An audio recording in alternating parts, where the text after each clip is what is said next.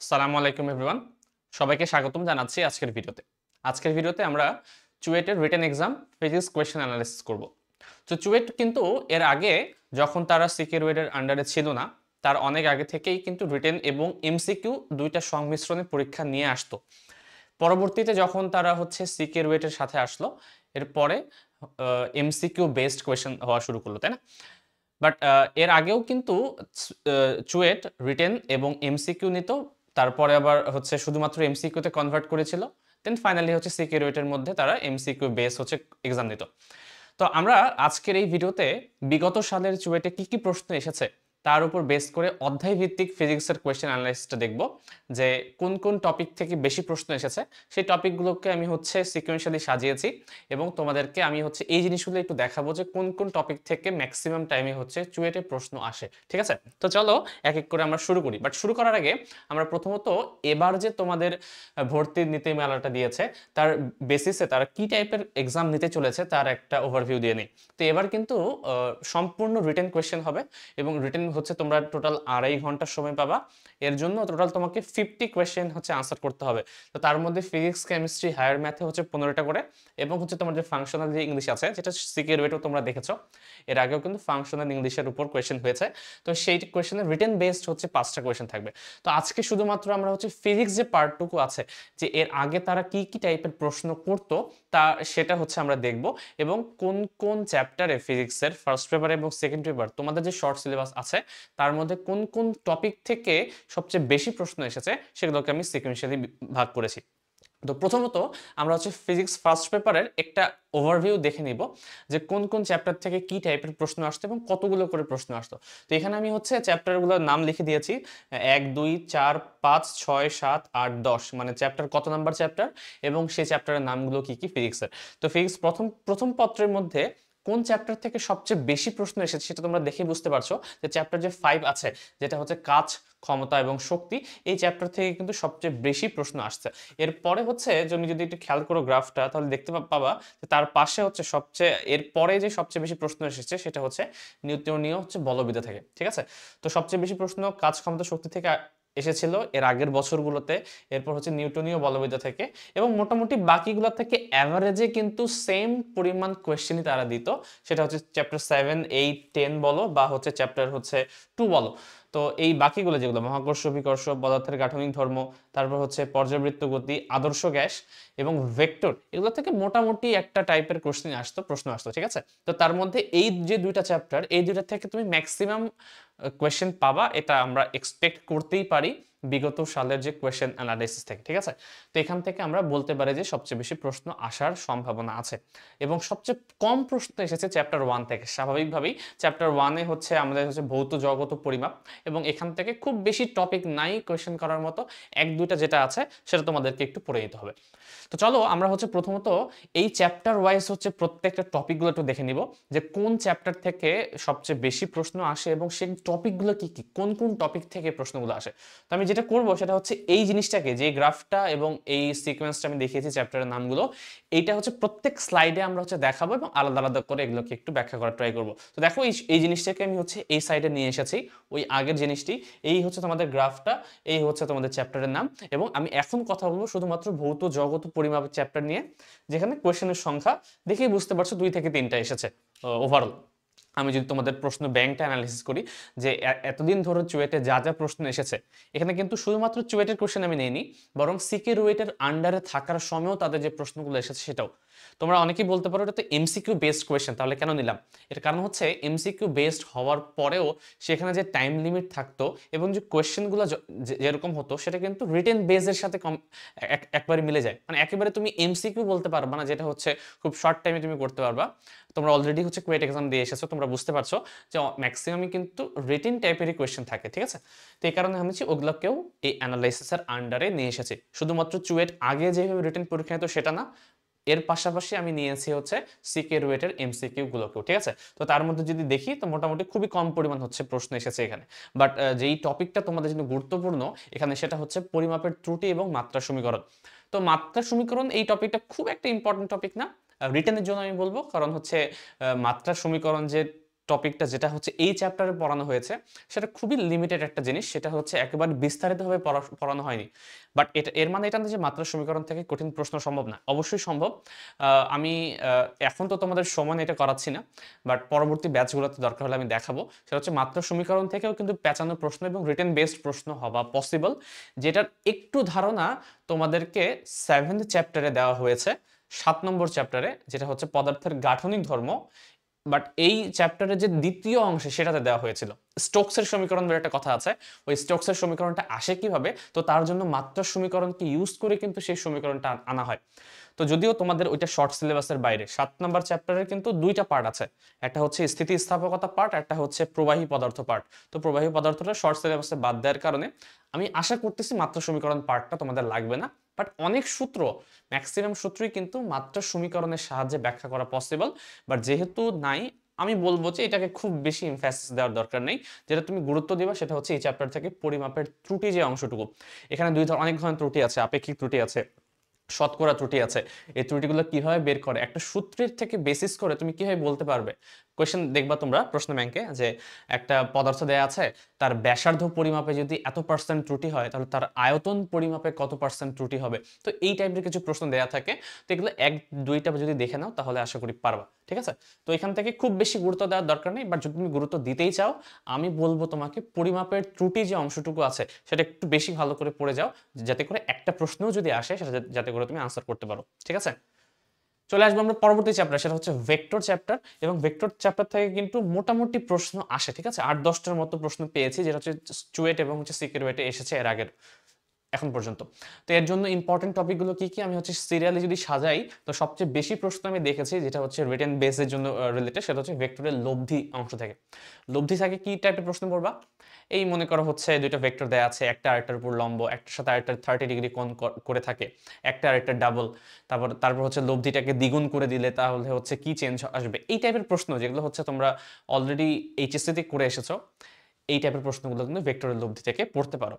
Plus তোমাদের যে math বইটা আছে, ম্যাথ বইয়ে কিন্তু স্থিতিবিদ্যা এবং গতিবিদ্যা এই দুইটা চ্যাপ্টারের প্রথম যে চ্যাপ্টারটা, মানে স্থিতিবিদ্যার তো অনেকগুলো পার্ট আছে, তাই না, ওই চ্যাপ্টারে হচ্ছে 8-10টা ভাগ আছে, মনে করো 5টা পার্ট আছে, তার মধ্যে প্রথম যে অংশটুকু, সেই অংশটুকু কিন্তু ভেক্টরের সাথে লব্ধির সাথে ডিরেক্টলি মিলে যায়। তো সাথে চাইলে ওইটাও কিন্তু একসাথে পড়তে পারো, ঠিক আছে।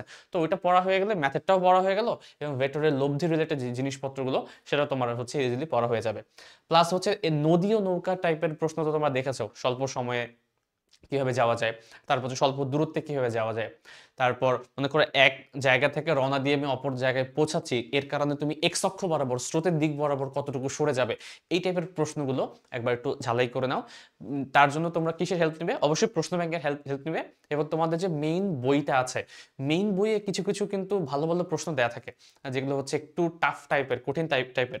যেমন আমি যদি বলি হচ্ছে সেলু স্যারের কিছু বই অঙ্ক আছে বইয়ে, তারপর তোমাদের প্রামাণিক স্যারের বইয়ে কিছু ম্যাথ আছে, যেগুলো কিন্তু একটু অ্যাডভান্স লেভেলের, তো সেগুলো কিন্তু করে যেতে পারো, কারণ বই থেকে হুবহু ম্যাথ তুলে দিতে পারে, ঠিক আছে। তো এই কারণে আমি বলি নদী নৌকা বা ভেক্টর লব্ধি যেটা হোক না কেন, তোমরা যা যা করে এসেছো সেটা তো করবাই, প্লাস হচ্ছে তোমরা এই জিনিসগুলো একটু দেখে নিতে পারো। ডট গুণ এবং ক্রস গুণ থেকে বিভিন্ন টাইপের প্রশ্ন আসতে পারে, তোমরা প্রশ্ন ব্যাংক দেখলেই বুঝতে পারবে। সেটা হচ্ছে একটার সাথে আরেকটার কোণ কত, তারপর এক্স অক্ষ বরাবর কোণ কত, তারপর হচ্ছে 3টার কোণ দেয়া আছে, তাহলে ভেক্টরটা কত, এই টাইপের জিনিসগুলো কিন্তু আসতে পারে এখানে। ভেক্টরের বিয়োগ, শুধুমাত্র বিয়োগ বলবো না আমি, এই বিয়োগের পাশাপাশি তোমরা আপেক্ষিক বেগের কনসেপ্টে পড়ে যাবে। কি আপেক্ষিক বেগ, আপেক্ষিক বেগ থেকে সবচেয়ে বেশি যে প্রশ্নটা আসে সেটা হচ্ছে ছাতা কত কোণে ধরতে হবে, ছাতা কত কোণে ধরতে হবে, তারপর হচ্ছে একটা গাড়ি যাচ্ছে, তাহলে এই গাড়ির উপর যে বৃষ্টি পড়বে সেটা কি ডানের কাছে নাকি সামনের কাছে, পেছনের কাছে নাকি দুইটা উভয়ের কাছে আঘাত করবে, এই জিনিসগুলো একটু দেখে নাও ভেক্টরের বিয়োগ বা আপেক্ষিক বেগের যে কনসেপ্ট থেকে। এবং ফাইনালি হচ্ছে জিডিসি, মানে হচ্ছে গ্রেডিয়েন্ট, ডাইভারজেন্স এবং কার্ল, এই তিনটা থেকে যে যে টপিকগুলো আছে সেগুলো একটু দেখে নিতে হবে, তোমাদের বেসিক সূত্রগুলো জানতে হবে, ঠিক আছে। তো বেসিক সূত্রগুলো জানার পরে তোমাদের কিছু এক্সট্রা শর্ত দেয়া থাকে, যে সলিনয়েডাল কিনা এই ভেক্টরটি, তারপর হচ্ছে এই ভেক্টর ক্ষেত্রটি কিন্তু তোমার ঘূর্ণনশীল নাকি অঘূর্ণনশীল। তারপর এইখান থেকে যে বেসিক যে জিনিসগুলো, যেটা হচ্ছে ছোট ছোট মুখস্থ টাইপের জিনিস, সেগুলো মনে রাখতে হবে, যাতে করে ম্যাথের সাথে সাথে ওই জিনিসগুলো যদি চাওয়া হয় যাতে করে তোমরা আনসার করতে পারো, ঠিক আছে। তো এগুলো হচ্ছে মোটামুটি ইম্পর্টেন্ট টপিক ভেক্টর চ্যাপ্টারের জন্য। এরপরে যদি আসি নিউটনীয় বলবিদ্যা চ্যাপ্টারের, আমি বলছি এই নিউটনীয় বলবিদ্যা এবং কাজ ক্ষমতা শক্তি এই ফার্স্ট পেপারের জন্য সবচেয়ে গুরুত্বপূর্ণ দুটা চ্যাপ্টার, এবং এখান থেকে একটা তো কোয়েশ্চেন এক্সপেক্ট করবোই আমরা, একের থেকে বেশিও সেটা হতে পারে, ঠিক আছে। তো নিউটনীয় বলবিদ্যা এবং কাজ ক্ষমতা শক্তি থেকে সবচেয়ে বেশি প্রশ্ন এসেছে, এবং তার জন্য সবচেয়ে ইম্পর্টেন্ট যেটা টপিক সেটা হচ্ছে নিউটনের গতিসূত্র। বেসিক সামেশন অফ এফ সমান এম এ, এই এক সূত্র দিয়ে যে কত পেঁচানো ম্যাথ করা পসিবল তুমি কল্পনা করতে পারবে না। এখানে কত যে জাস্ট শুধুমাত্র একটা সূত্র ব্যবহার করে কত টাইপের যে প্রশ্ন করা সম্ভব। একটা পুলি দিতে পারে, পুলি দিয়ে দুই পাশে দুইটা বস্তু দিয়ে দিল, এক পাশে ঘর্ষণ দিয়ে দিল, একটা আনত তল দিয়ে দিল, তারপর হচ্ছে একটা বস্তুর উপর একটা ব্লকের উপর একটা ব্লক দিয়ে দিল। এই টাইপের প্রত্যেক টাইপের প্রশ্ন তোমরা কিন্তু বিভিন্ন টাইমে এইচএসসিতেই করে এসেছো, তোমাদের বইগুলো দেয়া আছে, তোমরা যে কোচিংগুলোতে পড়ছো বা যেখানে পড়ছো তোমার ভাইয়াদের কাছে, তারা কিন্তু সবাই এই টাইপের জিনিস প্রচুর করিয়েছে। তো সেগুলোকে একবার রিভিশন দিয়ে নাও, কারণ এই টাইপের প্রশ্ন আসলে যাতে করে হাতছাড়া না হয়। এটা কিন্তু শুধুমাত্র ছোট্ট একটা কনসেপ্ট দিয়ে কিন্তু সম্পূর্ণ ম্যাথ করে ফেলা পসিবল। জাস্ট একটা সূত্র, সামেশন অফ এফ বা অনেকে নেট ফোর্স বলে, এফ নেট সমান এম এ। ছোট্ট সূত্র, ছোট কাজ, কিন্তু এর পিছনের কনসেপ্টটা যদি না বুঝো তাহলে কিন্তু পারবে না, ঠিক আছে। তো এটা সবচেয়ে ইম্পর্টেন্ট টপিক হচ্ছে নিউটনের গতিসূত্র দিয়ে এখানে অনেক টাইপের প্রশ্ন ক্রিয়েট করা পসিবল, এবং তার সাথে যদি ঘর্ষণ অ্যাড করে দেয় তাহলে হচ্ছে সেম ম্যাথ আসতে পারে, শুধুমাত্র ঘর্ষণ থাকবে অথবা থাকবে না, তার সাথে রিলেট করে তোমাকে একটু পড়তে হবে, ঠিক আছে। এরপরে ভরবেগের সংরক্ষণ সূত্র, শুধুমাত্র সংরক্ষণ সূত্র পড়লেই হবে না, এর সাথে তোমরা আরেকটা জিনিস পড়ে নিবে, সেটা হচ্ছে বলের ঘাত বা ঘাত বল যে কনসেপ্টটা আছে, এই টপিকটাও একটু পড়ে নিও। তো বলের ঘাত এবং ভরবেগের সংরক্ষণ সূত্র দিয়ে এই টাইপের প্রশ্ন তো অনেক করেছো।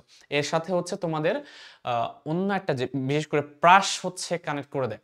তোমরা অনেকে বলতে পারো প্রাস তো আমার সিলেবাসে নেই, ঠিক আছে, ফিজিক্সে নেই, বাট ম্যাথে তো আছে।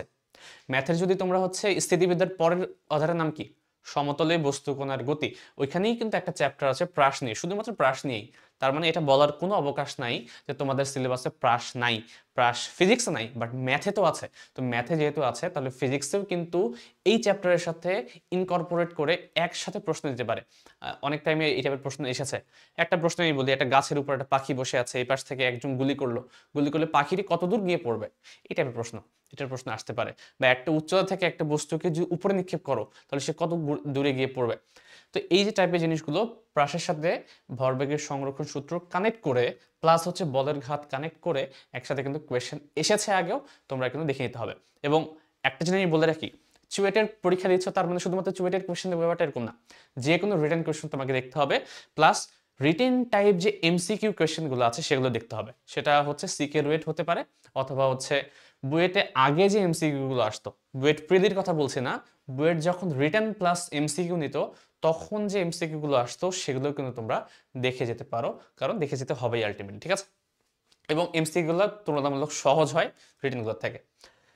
এরপর হচ্ছে রাস্তার ব্যাংকিং, অবশ্যই এটা খুবই ইম্পর্টেন্ট একটা টপিক এবং খুবই ছোট টপিক, এক দুইটা ম্যাথ আসে, দেখলেই হয়ে যাবে। এরপর হচ্ছে কেন্দ্রমুখী ত্বরণ, কেন্দ্রমুখী ত্বরণের সাথে একটু জিনিস বলে রাখি, সে শুধুমাত্র কেন্দ্রমুখী ত্বরণ না পড়ে এর সাথে সাথে ত্বরণের যে কনসেপ্টটা আছে, যে ঘূর্ণায়মান অবস্থায় একটা বস্তুর ত্বরণ কি থাকে, ওই ত্বরণের সাথে শুধুমাত্র কেন্দ্রমুখী ত্বরণের, মনে করো লব্ধি ত্বরণ বের করতে বললো, একটা বস্তু একটা ত্বরণে ঘুরছে, তো তার ঘোরার কারণে কেন্দ্রমুখী ত্বরণ তো আছেই, কোনো একটা নির্দিষ্ট মোমেন্টে বের করতে বললো তার উপর লব্ধি ত্বরণ কত। তাই এই যে ত্বরণের সাথে কেন্দ্রমুখী ত্বরণ দুটোকে কম্বাইন করে যে টপিকটা, এই টপিকটা একটু দেখে নাও, ঠিক আছে। লিফটের গতির জিনিসটা দেখে নিতে হবে, লিফটের গতি নিয়ে কি কি আসতে পারে, সেটা হচ্ছে লিফটে তুমি আছো, একটা বস্তুকে তুমি ছেড়ে দিলে কত টাইমে মাটিতে পড়বে, বা উপরে উঠে দিলে কত টাইমে পড়তে পারে, এই টাইপের প্রশ্ন কিন্তু এসেছে আগে, ঠিক আছে। জড়তা ভ্রামক এবং কৌণিক গতি এটা আমি লাস্টে দিয়েছি, কারণ আমি চুয়েটের রিলেটেড হচ্ছে কোয়েশ্চেন এখনো পাইনি, বাট এর মানে এটা না যে এটা হচ্ছে লিস্ট ইম্পর্টেন্ট, সবই ইম্পর্টেন্ট, বাট আমি হচ্ছে কোয়েশ্চেন এর আগে কি কি এসেছে তার উপর বেসিস করে হচ্ছে আমি সিকুয়েন্সিয়ালি সাজিয়েছি জিনিসটা, ঠিক আছে। তো এগুলো একটু তোমরা দেখে নাও। চলে যাবো আমরা পরবর্তী চ্যাপ্টারে, কাজ ক্ষমতা ও শক্তি। তো কাজ ক্ষমতা ও শক্তি এই চ্যাপ্টারটা সবচেয়ে গুরুত্বপূর্ণ, এর কারণে আমি বলছি এখানে অনেক প্যাচানো কোশ্চেন করা পসিবল, প্লাস এই চ্যাপ্টারের সাথে অন্য যে কোনো চ্যাপ্টার তুমি ইন্টারলিঙ্ক করতে পারো। কাজ ক্ষমতা শক্তির সাথে তুমি মহাকর্ষ বিকর্ষ লিঙ্ক করতে পারবা, তুমি নিউটনীয় বলবিদ্যা লিঙ্ক করতে পারবা, তুমি ভেক্টর লিঙ্ক করতে পারবা, ঠিক আছে। তো যেটা বলতেছি যে আমি যদিও বলছি শুধুমাত্র কাজ ক্ষমতা শক্তি ইম্পর্টেন্ট, বাট এর সাথে কিন্তু অন্যান্য সকল চ্যাপ্টার লিঙ্ক করে কোয়েশ্চেন করা যায় বলেই এই গ্রাফটা দেখতে পাচ্ছ কত উঁচু হয়ে গেছে। আসলে শুধুমাত্র এই চ্যাপ্টার থেকে প্রশ্ন আসছে ব্যাপারটা এরকম না, এর সাথে বাকিগুলো লিঙ্ক করে কোয়েশ্চেন দিয়েছে। সরি। তা দেখো এখন এখানকার ইম্পর্টেন্ট টপিক যেটা সেটা হচ্ছে কাজ সম্পর্কিত সমস্যা। কত ধরনের সমস্যা আসে আচ্ছা শুধুমাত্র কাজ নিয়ে। মহাকর্ষ বলের বিরুদ্ধে কাজ, তারপর হচ্ছে স্প্রিং দ্বারা কৃত কাজ, তারপর মনে করো একটা বস্তুকে তুমি ঠেলা দিচ্ছ তার জন্য কৃত কাজ, উপরে উঠেছো তার জন্য কৃত কাজ, একটা হচ্ছে চেন আছে, চেনটা হচ্ছে একটা কুয়ার ভিতরে পড়ছে, তো ওই চেনটাকে উঠিয়ে তুলতে কৃত কাজ, একটা হচ্ছে তোমার ইট আছে, ইটটাকে উপরে তুলতে কৃত কাজ, একেবারে খাড়া না করো তুমি একটা ইটকে 60 ডিগ্রি কোণে উঠাতে কৃত কাজ। তো শুধুমাত্র কাজ এই কনসেপ্টটা দিয়ে এই যে কত রকমের প্রশ্ন করা সম্ভব তুমি কল্পনাই করতে পারবে না। তো কাজ সম্পর্কিত সমস্যা যে কোনো ধরনের কাজ হোক সেটা হতে পারে। এর সাথে সাথে শুধুমাত্র যে আমি বলবো জাস্ট কনস্ট্যান্ট ফোর্স দ্বারা কৃত কাজ, ব্যাপারটা সেরকম না, তার সাথে সাথে পরিবর্তনশীল বল দ্বারা কৃত কাজও পড়তে হবে। এবং এই টপিকটা থেকে রিসেন্টলি প্রচুর প্রশ্ন এসেছে, কারণ কৃত কাজের যে বেসিক কনসেপ্ট হচ্ছে কি এফডিএস, এটাকে কিন্তু ইন্টিগ্রেট করা লাগবে। এই কুয়েটার যখন আমি প্রশ্ন সলভ করে দিলাম তোমাদেরকে, তখনও কিন্তু একটা প্রশ্ন এসেছিল, মনে মনে করে দেখো যে 8 মিটার থেকে এক্সট্রা আরো 2 মিটার যেতে কি পরিমাণ সময় লাগবে। এফ এর একটা ফাংশন দেওয়া ছিল এক্স এর সাপেক্ষে, মানে সরণের উপর সে ডিপেন্ডেন্ট, তার মানে কি এটা হচ্ছে রিলেটেড একটা ফাংশন, বা তুমি বলতে পারো পরিবর্তনশীল বল দ্বারা কৃত কাজ, সরণের সাথে সাথে পরিবর্তন হচ্ছে। তো ওইটাকে যে 0 থেকে 2 না ধরে 8 থেকে 10 ধরতে হবে, এটা যদি না বুঝতে পারো তাহলে কিন্তু খেলা খতম হয়ে যাবে, বুঝতে পারছো? তো এই কারণে এইটার সাথে এটা একসাথে পড়ে নিও। এটা হচ্ছে কাজ সম্পর্কিত সমস্যা, এখানে ধ্রুব বল দ্বারা হতে পারে, পরিবর্তনশীল বল দ্বারাও হতে পারে, এবং দুইটা একসাথে তোমাকে পড়তে হবে। বাট শুধুমাত্র পরিবর্তনশীল বল দিয়ে এক্সট্রা ভাবে কোনো প্রশ্ন আমি দেখিনি এখন পর্যন্ত চুয়েটে, বাট এটা আসা পসিবল, ঠিক আছে? তো যাই হোক, বিভব শক্তি গতিশক্তি এই যে টপিক তো আসতেই পারে, কোথায় গতিশক্তি বিভব শক্তি 10 গুণ 50 গুণ 20 গুণ হাবিজাবি অনেক কিছুই আসতে পারে এখান থেকে। এবং শুধুমাত্র এর সাথে না, এই বিভব শক্তি গতিশক্তি এই কনসেপ্টটা তোমাদের পদার্থের গাঠনিক ধর্ম যে চ্যাপ্টারটা আছে তার সাথে লিঙ্ক করে দেওয়া পসিবল। তো তোমরা এই টাইপের প্রশ্ন দেখেছো, তোমরা জাস্ট কোয়েশ্চেন ব্যাংকটা দেখলেই বুঝতে পারবা। বাধাদানকারী বল, একটা বস্তুকে উপর থেকে ফেলে দিলে কাদার ভিতরে পড়ে গেল, তাহলে কি পরিমাণ বাধাদানকারী বল থাকবে? এটাকে দুইভাবে করা সম্ভব। একটা হচ্ছে এই চ্যাপ্টারের যেটা আমরা পড়ছি কাজ ক্ষমতা শক্তি, এই চ্যাপ্টারের কনসেপ্ট দিয়ে তুমি সলভ করতে পারো, অথবা সেম ম্যাথ তুমি সলভ করতে পারবা নিউটনীয় বলবিদ্যার কনসেপ্ট দিয়ে। তো কাজ ক্ষমতা শক্তি দিয়ে করলে তুলনামূলক ইজিয়ার হয়, এক লাইনে ম্যাথটা হয়ে যায়। তুমি যদি নিউটনীয় বলবিদ্যা দিয়ে করো তাহলে প্রথমে ত্বরণ বের করতে হবে, ত্বরণ থেকে বেগ বের করতে হবে, দেন হচ্ছে ওখান থেকে আবার বল বের করা যাবে। তো সেটাও করা যায়, বাট আমি রেকমেন্ড করব যে তোমরা হচ্ছে কাজ শক্তি উপপাদ্য যে কনসেপ্টটা আছে এই কনসেপ্টটাকে ইউজ করে সবসময় ম্যাথগুলো করবে, এই টাইপের যেটা হচ্ছে বাধাদানকারী বল বা হাবিজাবি যেটা আছে কিনা। এখানে তোমার হাতুড়ি পেরেক সম্পর্কিত সমস্যা থাকতে পারে। হাতুড়িটা হচ্ছে যদি তক্তাটা হচ্ছে খাড়া থাকে তাহলে কিরকম হবে, তক্তাটা যদি ভূমির উপর থাকে তাহলে কিরকম হবে, বাধাদানকারী বলের মান, এই জিনিসগুলো পড়ে নিবা। এবং সবগুলোর সাথেই ক্ষমতা হচ্ছে কানেক্ট করা পসিবল। এবং ক্ষমতা যদি কথা বলি তাহলে সবচেয়ে যেটা হচ্ছে বেসিক ম্যাথ যেটা আসে সেটা হচ্ছে একটা কুয়াকে তুমি খালি করতে চাও, আগে থেকে হচ্ছে পূর্ণ ছিল খালি করতে কত কত হচ্ছে ক্ষমতা লাগবে, বা অর্ধপূর্ণ ছিল খালি করতে কি লাগবে, পূর্ণ ছিল কিন্তু অর্ধেক খালি করতে কি লাগবে, ঠিক আছে? তারপর হচ্ছে শুধুমাত্র খালি করতে না, একটা বেগে নিক্ষেপ করতে কি পরিমাণ পাম্পের ক্ষমতা লাগবে, এই টাইপের বিভিন্ন প্রশ্ন করা পসিবল। মহাকর্ষ বিকর্ষ আমি বললাম এই দুটো হচ্ছে একসাথে লিঙ্ক করা যায়, ওই বললাম মহাকর্ষ বলের বিরুদ্ধে যে কৃত কাজ সেই কনসেপ্টটা একটু পড়ে নিতে পারো, ঠিক আছে? তাহলে ওইটা হচ্ছে ইম্পর্টেন্ট। এবং এখানে সবচেয়ে যেটা গুরুত্বপূর্ণ সেটা হচ্ছে অভিকর্ষ ত্বরণ সম্পর্কিত যে প্রবলেমগুলো আছে এগুলো আসে, যে একটা চাঁদে নিয়ে গেলে কিরকম হবে, বা পাহাড়ের উচ্চতা নিলে কিরকম হবে, এর সাথে যে কানেকশনটা এই কানেকশনগুলো একসাথে দেখে নিও। মুক্তিবেগ, মুক্তিবেগে হচ্ছে অনেক ধরনের প্রশ্ন আছে, যে ভূমি থেকে নিক্ষেপ করলে, ভূমি থেকে নিক্ষেপ করলে মুক্তিবেগ কত, ভূমি থেকে নিক্ষেপ না করলে আমি যদি পৃথিবীর কেন্দ্র থেকে নিক্ষেপ করি, পৃথিবীর কেন্দ্র থেকে একটা বস্তুকে আমি উপরে পাঠিয়ে দিলাম তাহলে তার মুক্তিবেগ কত হবে, পৃথিবী থেকে একটা উচ্চতা থেকে আমি পাঠিয়ে দিলাম। তো এই কারণে শুধুমাত্র মুক্তিবেগের সূত্রটা পড়লে হবে না। আমি সবসময় বলেছি যে ফিজিক্স যে কোনো কোয়েশ্চেন তুমি যদি হচ্ছে অ্যাপ্রোচ করতে চাও তোমাদেরকে প্রমাণটা ভালো মতো বুঝতে হবে। প্রমাণ যদি না বুঝো তাহলে হচ্ছে একটু যদি পেঁচিয়ে দেয় কোয়েশ্চেনটা তাহলে কিন্তু আনসার করা খুব কঠিন হয়ে যাবে, ঠিক আছে? তাহলে মুক্তিবেগ সম্পর্কিত জিনিসগুলো বুঝে নাও। এবং উপগ্রহের যে গতি যে কনসেপ্টটা আছে এখানে যে 2-3টা সূত্র আছে, ভি এর মান কত, টি এর মান কত, এইচ এর মান কত, এই সূত্রগুলো একেবারে হচ্ছে মুখস্থ করে নিতে হবে তোমাকে। এবং শুধু মুখস্থ না, এই উপগ্রহ গতি যে সূত্রটা যে এসেছে এর বেসিক লাইনটা তোমাকে জানতে হবে, কোথা থেকে এটা আসলো। এটা আসছে অ্যাকচুয়ালি যে একটা মনে করো গ্রহ আছে, এই গ্রহ থেকে একটা নির্দিষ্ট দূরত্বে হচ্ছে উপগ্রহটা পরিবহন করছে, তাহলে ওই মোমেন্টে এই পৃথিবীর সাথে উপগ্রহের যে আকর্ষণ বল, এই আকর্ষণ বল ইকুয়ালস টু হবে এই যেহেতু ঘুরছে চারপাশে, তাহলে এর যে হচ্ছে পৃথিবী ওই ঘূর্ণায়ন যে অক্ষ আছে, অক্ষ থেকে বেরিয়ে যাওয়ার জন্য সে যে একটা বল ফিল করে, যেটাকে কেন্দ্র বিমুখী বল বলে, এই দুটো পরস্পর সমান। এই কনসেপ্টটা যদি তোমার মনে থাকে না, তাহলে সূত্র মুখস্থ করতে হবে না, তুমি যদি ভুলে যাও ইনস্ট্যান্টলি বের করতে পারবা। আর শুধু ভুলে যাওয়ার জন্য না, এখানে হচ্ছে পেঁচানো কোয়েশ্চেন করা পসিবল। তুমি যেই অভিকর্ষ ত্বরণের মানটা জানো, সেটা হচ্ছে 9.8 আমরা জানি হচ্ছে ভূপৃষ্ঠে, বাট তোমাকে ওই অক্ষে হচ্ছে যে এর মানটা দিয়ে দিল, তাহলে কি করবা? তখন কিন্তু তোমাকে ডিরেক্ট সূত্র কাজে লাগবে না, তোমাকে হচ্ছে বেসিক লাইনটা লিখে দেন হচ্ছে সূত্র তৈরি করে ম্যাথটা করতে হবে। এটা মাঝে মাঝে মাথায় রাখবা যে সবসময় কিন্তু মুখস্থ নির্ভর ফিজিক্স হয় না, ফিজিক্স কিন্তু ম্যাথ না। ম্যাথ টুলটাকে ইউজ করে আমি ফিজিক্সের বিভিন্ন প্রবলেম সলভ করি, বাট শুধুমাত্র ফিজিক্স যেটা আমার বলে, ফিজিক্স হচ্ছে তোমাকে কনসেপ্টটা বুঝতে হয় এবং সেই কনসেপ্ট বুঝে দেন তোমাকে একটা ইকুয়েশন জেনারেট করতে হয়, সেই ইকুয়েশনটাকে সলভ করার জন্য তোমরা হচ্ছে ম্যাথের সাহায্য নাও। ঠিক আছে, দুইটা আলাদা জিনিস কিন্তু, বাট ম্যাথকে আমরা ইউজ করি অ্যাজ এ টুল। কিসের জন্য? আমরা ম্যাথমেটিক্যাল প্রবলেম সলভ করার জন্য। ঠিক আছে, এই কারণে এই টাইপের যতগুলো প্রশ্ন আছে সবগুলোরই কিন্তু তোমার প্রমাণটা একটু ভালো মতো দেখে নিবা। মহাকর্ষ বল, এটা তো জানি আমার মহাকর্ষ বল দিয়ে কি কি আসে। হাবিজাবি দুইটা গ্রহ আছে, দুইটা গ্রহের মাঝখানে আরেকটা গ্রহ আছে, তাহলে ওই গ্রহের উপর কি পরিমাণ বল প্রয়োগ হবে, সেটা একই লাইনে থাকতে পারে, 90 ডিগ্রি অ্যাঙ্গেলে থাকতে পারে। তাহলে 90 ডিগ্রি অ্যাঙ্গেলে যদি থাকে, তাহলে তার সাথে আবার ভেক্টর হচ্ছে কানেক্ট করে দিল, তাহলে একটা চ্যাপ্টারের সাথে আরেকটা চ্যাপ্টার ইজিলি কানেক্ট করা পসিবল। মহাকর্ষীয় বিভব প্রাবল্য যতগুলো সূত্র আছে জাস্ট মেমোরাইজ করে নিবা, এর বাইরে আমি কিছু বলতে পারবো না। একটা হচ্ছে নিরেট গোলক, ফাঁপা গোলক, বিন্দুটা কি ভিতরে, উপরে নাকি বাইরে, তিনটা জাস্ট প্রত্যেকটা সূত্র একেবারে মুখস্থ করে নিবা।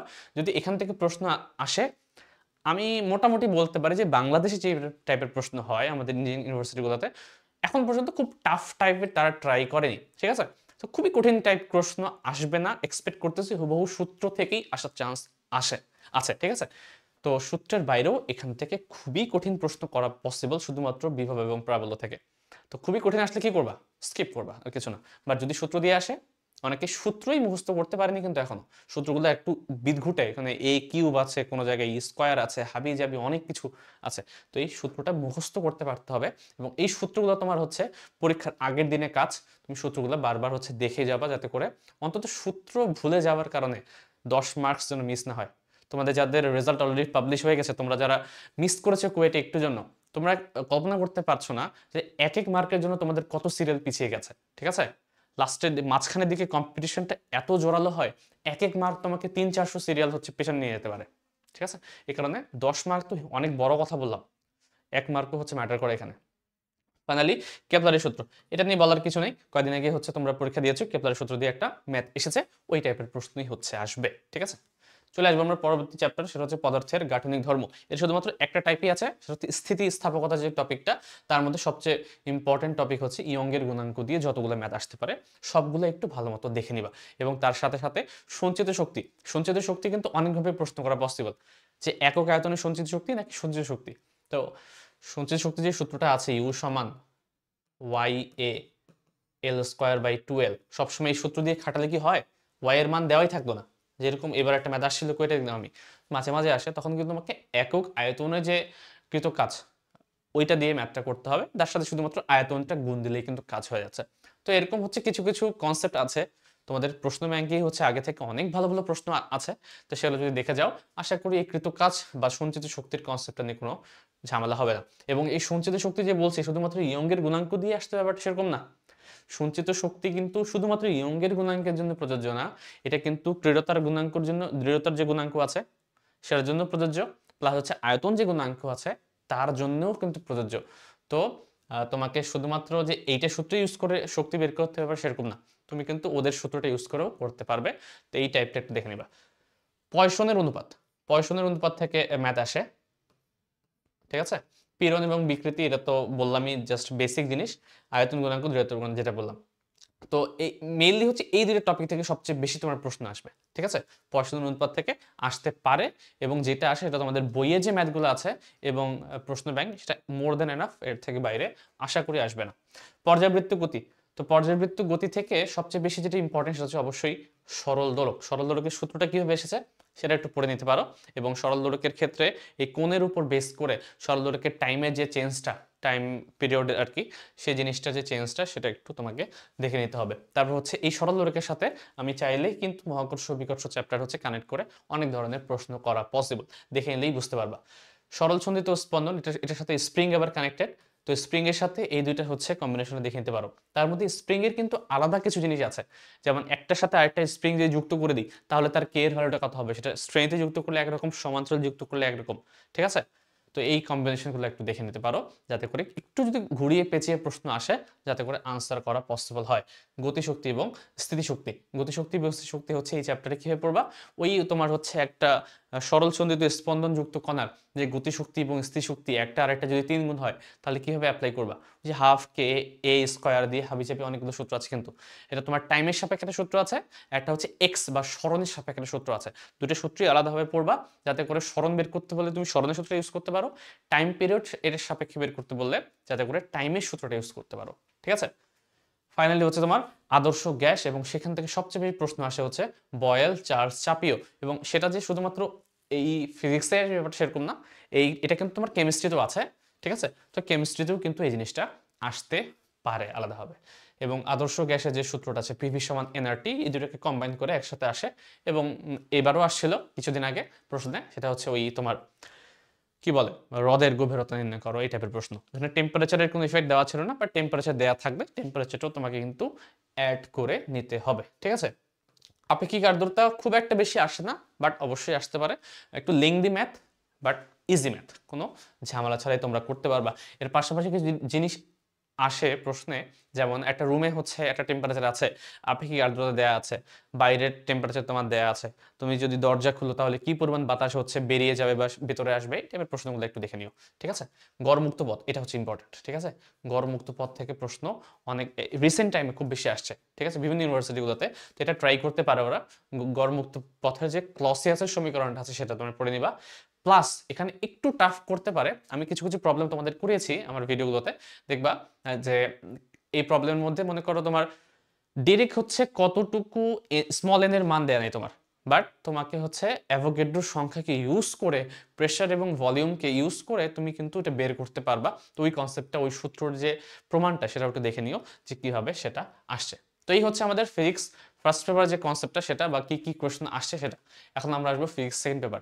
তো ফিজিক্স সেকেন্ড পেপার যে কোয়েশ্চেন ব্যাংকটা যদি অ্যানালাইসিস করি আমরা, তাহলে দেখতে পাচ্ছি যে টোটাল যে তোমাদের হচ্ছে 1 থেকে 10 নম্বর চ্যাপ্টার আছে, এখানে শর্ট সিলেবাস এটা আছে 1, 2, 4, 7, 8, 9, 10। তো তার মধ্যে সবচেয়ে বেশি প্রশ্ন এসেছে চ্যাপ্টার 4 থেকে, অর্থাৎ চলতরিৎ থেকে, এবং বাকি প্রত্যেকটা চ্যাপ্টার থেকে মোটামুটি অ্যাভারেজে প্রশ্ন এসেছে, এক্সেপ্ট স্থির তড়িৎ, চুয়েটে বা সিকিউরিটি, স্থির তড়িৎ থেকে খুব একটা বেশি প্রশ্ন করা হয়নি, যতটা না এগুলো থেকে করা হয়েছে। বাট স্থির তড়িৎ থেকে না করলেও সেটা আবার ব্যাকআপ হিসেবে চলতড়িৎ থেকে করেছে, এবং আমি প্রশ্ন দেখে মানে প্রায় হতবাক এক প্রকার, যে চুয়েট কেন জানি এইটাকে খুব বেশি প্রাধান্য দেয় চলতড়িৎ চ্যাপ্টার থেকে, ঠিক আছে। তো এখান থেকে মোটামুটি বোঝা যাচ্ছে যে চলতড়িৎ চ্যাপ্টারটা খুব ইম্পর্টেন্ট হতে যাচ্ছে। প্লাস হচ্ছে তোমার তাপগতিবিদ্যা, এবং হচ্ছে তোমার পরমাণুর মডেল যে কনসেপ্ট আছে, যেখানে তোমরা তেজস্ক্রিয়তা অংশটা পড়ো, সেই জিনিসটা, ঠিক আছে। তো চলো এটাও আমরা হচ্ছে এক এক করে আলোচনা করি যে কোন চ্যাপ্টারে কোনটা কোনটা থেকে বেশি প্রশ্ন এসেছে। তো তার মধ্যে প্রথম যে চ্যাপ্টারটা, যেটা হচ্ছে আমাদের তাপগতিবিদ্যা, এই তাপগতিবিদ্যা চ্যাপ্টারের তো মোটামুটি একটু ভালো প্রশ্ন ম্যাথ এসেছে, কিন্তু মোটামুটি 10-12টার মতো প্রশ্ন এসেছে অলরেডি এখন পর্যন্ত, ঠিক আছে। তো তার মধ্যে সবচেয়ে বেশি তারা যে গুরুত্ব দিয়েছে সেটা হচ্ছে ইঞ্জিনের দক্ষতাটাকে, ইঞ্জিন দ্বারা কৃত কাজটাকে, এবং এইটার সাথে কার্ণচক্র কিন্তু একসাথে রিলেটেড আছে। তো কার্ণচক্র যদি আসে বা কার্ণচক্র না এসে যদি অন্য কোনো চক্র যদি ড্র করে দেয়, তাহলে কিন্তু তোমরা ওটা যদি বের করতে পারো সেটা দেখবা। তোমরা এই টাইপের প্রশ্ন অলরেডি হচ্ছে এইচএসসি তে করে এসেছো। তার পাশাপাশি পিভি ডায়াগ্রামটা একটু দেখে নিবা, এবং যেটা তোমাদের বইয়ে নাই বাট যদি দেয় যাতে করে পারো, সাথে তোমরা টিএস ডায়াগ্রামটা একটু দেখে নিবা। পিভিতে হচ্ছে প্রেসার এবং ভলিউম, তাই না, চাপ আয়তন, আর টিএস হচ্ছে তাপমাত্রা এবং এন্ট্রপি। তো কার্ণচক্রের জন্য টিএস ডায়াগ্রামটা দেখতে কিরকম এটা একটু দেখে নিও, কারণ টিএস ডায়াগ্রাম দিয়ে যদি প্রশ্ন আসে তাহলে কিভাবে সেটাকে অ্যাপ্রোচ করবে সেটা একটু বুঝে নিতে হবে, ঠিক আছে। এরপরে হচ্ছে রুদ্ধতাপীয় প্রক্রিয়া সবচেয়ে বেশি এসেছে। তোমাদের রুদ্ধতাপীয় প্রক্রিয়ার যে আলাদা আলাদা সূত্র আছে, কাজের তো সূত্র তো একটা আছেই, তার পাশাপাশি পি এবং ভি এর মধ্যে সূত্র, টি এবং ভি এর মধ্যে সূত্র, টি এবং পি এর মধ্যে সূত্র, এগুলো কম্বাইন করে অনেকগুলো প্রশ্ন আসতে দেখেছি আমি, ঠিক আছে। এরপর হচ্ছে এন্ট্রপি। এন্ট্রপির ক্ষেত্রে দুটো সূত্র আছে, একটা হচ্ছে তাপমাত্রা পরিবর্তন হলে একটা সূত্র, তাপমাত্রা পরিবর্তন না হলে একটা সূত্র, যখন তারা সুপ্ত তাপ গ্রহণ করে, ঠিক আছে। ওই দুটো সূত্রে কিভাবে অ্যাপ্লাই করতে হয়, একটা বরফকে তুমি একবার বাষ্পে রূপান্তর করতে কি টাইপের এন্ট্রপি খরচ হবে, এই জিনিসগুলো তোমরা অলরেডি করেছো, এগুলো একটু আবার দেখে যাও। থার্মোমিটার, এটা নষ্ট থার্মোমিটার থেকে বেশি প্রশ্ন আসে এখান থেকে। যার নষ্ট থার্মোমিটার আছে, যার হচ্ছে বাষ্পবিন্দু এবং হচ্ছে বরফ বিন্দু চেঞ্জ হয়ে গেছে, তাহলে সেই ক্ষেত্রে আমি ওই থার্মোমিটার দিয়ে একটা টেম্পারেচার যদি মাপি, তাহলে সেটা ওই থার্মোমিটারে কত দেখাবে, এই টাইপের প্রশ্ন কিছু আসে। ঠিক আছে, একটু দেখে নিই। শক্তির রূপান্তর, এখানে শক্তির রূপান্তর বলতে হচ্ছে আমি যদি বলি এটাকেও গুরুত্ব দেওয়া হয়, সেটা কিরকম, যে একটা হচ্ছে তোমার পাহাড় আছে, পাহাড় থেকে পানি পড়ছে, তাহলে ওই পানিটার যে শক্তি আছে তার যদি 10% হচ্ছে তাপ শক্তিতে রূপান্তর হয়, তাহলে সেটা কত পার্সেন্ট বরফকে গলাতে সহায়তা করবে, বা বরফটা আসলে গলবে কি গলবে না, এই টাইপের প্রশ্ন কিন্তু তোমাদের আসে। তো এক শক্তি থেকে তাপ শক্তিতে রূপান্তর, এই যে কনসেপ্টটা, এই কনসেপ্টটা একটু দেখে নিতে পারো। তাপ গতিবিদ্যার প্রথম সূত্রে এটা হচ্ছে গুরুত্বপূর্ণ। এখান থেকে তোমার হচ্ছে বিভিন্ন প্রসেসের জন্য হচ্ছে অভ্যন্তরীণ শক্তি কত, কৃতকাজের মান কত, তাপের মান কত, এর সাথে চিহ্নের রীতিটা একটু ভালো মতো দেখে নিও, যাতে করে হচ্ছে এক পয়েন্ট থেকে অন্য পয়েন্টে যদি তোমার ভ্যালু দেয়া থাকে, ওই ভ্যালু থেকে তুমি যাতে করে বাকি তিনটে ভ্যালু কিউ ইউ বা হচ্ছে কি বলে ডাব্লিউটা বের করতে পারো। সমস্ত প্রক্রিয়াটা ইম্পর্টেন্ট, বা সমস্তের থেকে তোমার হচ্ছে রুদ্ধতাপীয়টা বেশি জরুরি, রুদ্ধতাপীয় থেকে বেশি প্রশ্ন এসেছে এখন পর্যন্ত। এরপরে হচ্ছে ফাইনালি ক্যালোরিমিতি। এই ক্যালোরিমিতির জন্য শুধুমাত্র ক্যালোরিমিতি আমি বলবো না, এই ক্যালোরিমিতি টপিকটাতে তোমাদের বইয়ে যদি খেয়াল করো, তোমাদের ব্যবহারিকে একটা এক্সট্রা টপিক দেওয়া আছে, ক্যালোরিমিতির একটা হচ্ছে সূত্র দেওয়া আছে।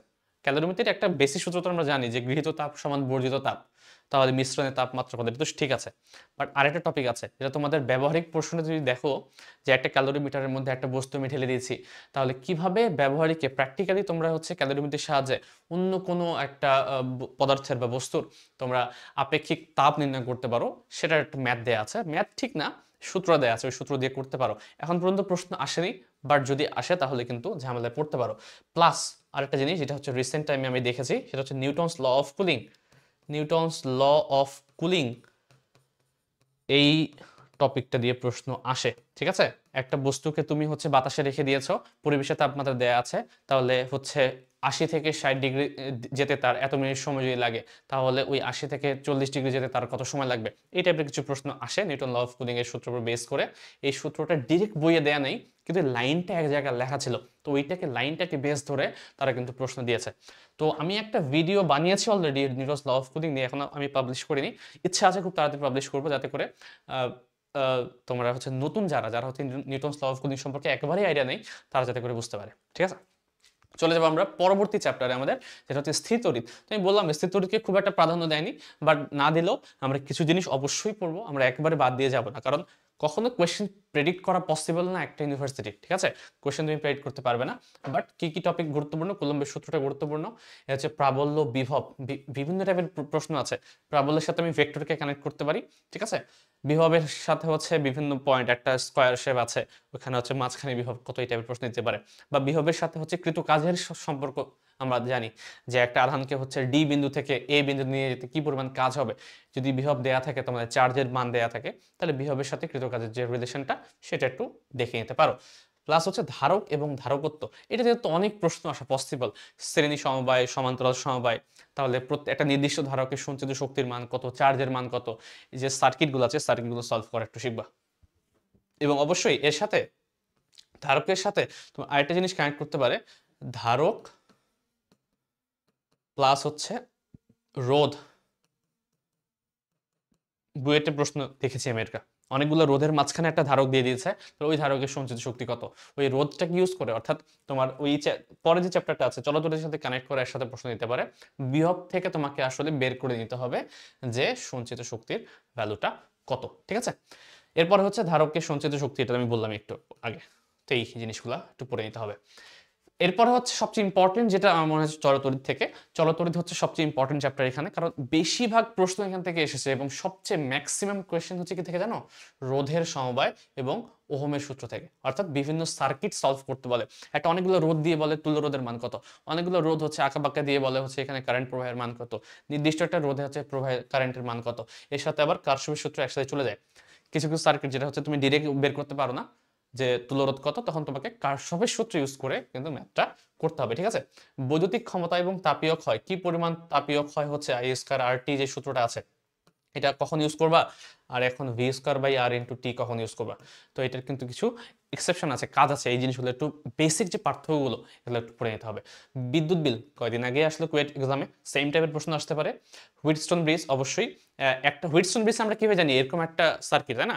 এটা হচ্ছে এভাবে একটা ডায়মন্ড শেপের, এখানে একটা রোদ, এখানে দুইটা রোদ, মাঝখানে হচ্ছে আরেকটা রোদ, যার মধ্যে হচ্ছে কারেন্ট প্রবাহিত হবে না যদি তারা সাম্যাবস্থা থাকে। আর দুইটা রোদের মধ্যে একটা কি করে, এটা হচ্ছে ব্যাটারি কানেক্ট করে দেয়। ওই সেম সার্কিট তোমাকে দিবে কিন্তু ড্র করবে আলাদা হবে, ঠিক আছে? এই সেম সার্কিট কোনোভাবে ড্র করা যায়, তোমাকে এইভাবে ড্র করে দিবে। আমি করতেছি না ডিরেক্ট, মানে এখানে হচ্ছে একটা দিল, এখানে একটা দিল, দিয়ে বললো যে এটা ড্র করো। তোমার বুঝতেই পারছো না যে এটা হুইটস্টোন ব্রিজ, কারণ আমরা এইভাবে দেখে দেখে তাকে অভ্যস্ত। বাট হুইটস্টোন কে বলেছে তোমাকে যেভাবেই তোমাকে ড্র করতে হবে? ওরা হচ্ছে চালাকি করে ভেবে দিয়েছে।